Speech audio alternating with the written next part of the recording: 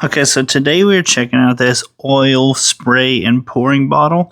It is made out of glass, so I really like that. I hate that see, this one comes in a plastic. I don't like that. I'd much rather have glass.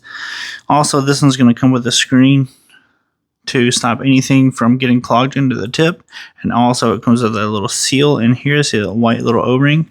That's going to prevent any kind of leaking coming out of the glass bottle. So all you're going to do is fill this thing up. And there's two different options that you can use this.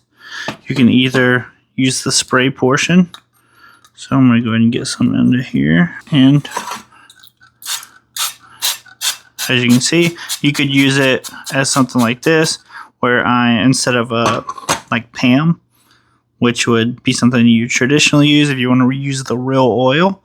This is really good for that. You can go ahead and help your pan be non-stick. Also, I like to use something like this when grilling meats because the oil is flammable, and whenever you put it on the grill, it's going to flame up and it's going to give you that nice sear. So you can use this, butter, something like that, something that's going to be flammable to a flame. It's going to give your meat a really nice sear. And you can also use it. See that the little thing pops up, and you can use it as a pour. So if I want, I can pour my oil just like regular.